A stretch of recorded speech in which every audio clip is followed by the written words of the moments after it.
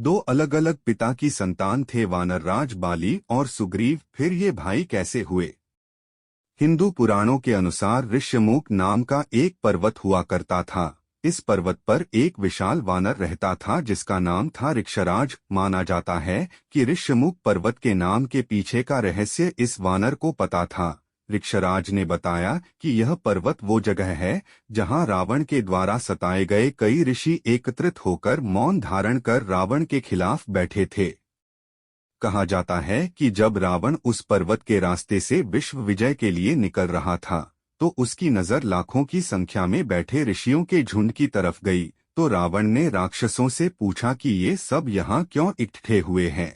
तो राक्षस बोले कि महाराज, यह सब ऋषि यहाँ आपके विरुद्ध बैठे हैं। यह सब आपके द्वारा सताए जाने के कारण मौन धारण किए हुए हैं। यह सब सुनकर रावण क्रोधित हो गया और राक्षसों को आदेश देकर बोला कि मार डालो इन सबको, कोई भी ऋषि ना बच पाए। रावण के आदेश का पालन करते हुए राक्षसों ने सभी ऋषियों की मृत्यु कर दी। उन्हीं लाखों ऋषियों की अस्थियों से वहां इस पर्वत का निर्माण हुआ जिसका नाम ऋष्यमुख पर्वत रखा गया। आपने रामायण में सुना ही होगा श्री कृष्ण और सुग्रीव की मित्रता के बारे में, और ये भी सुनने को मिला होगा कि सगे भाई होने के कारण भी बाली और सुग्रीव के बीच युद्ध हुआ था। परंतु क्या आप जानते हैं बाली और सुग्रीव का जन्म कैसे हुआ? तो आइए जानते हैं बाली और सुग्रीव के जन्म की कहानी। ऋक्षराज, जो कि ऋष्यमुख पर्वत पर रहता था, शक्तिशाली होने के कारण बहुत ही घमंडी वानर था। वह हमेशा इसी पर्वत पर भ्रमण करता रहता था। एक दिन उसकी नजर पर्वत के पास के एक तालाब पर गई जो बहुत ही सुंदर था। परंतु ऋक्षराज को इस बात का नहीं पता था कि उस तालाब में जो भी व्यक्ति स्नान करता है वह एक सुंदर स्त्री परिवर्तित हो जाता है। इस बात से अनजान होकर वानर ने उस तालाब में कूद लगा ली और जैसे ही थोड़ी देर बाद वह बाहर निकला तो उसने अपने रूप में बदलाव पाया।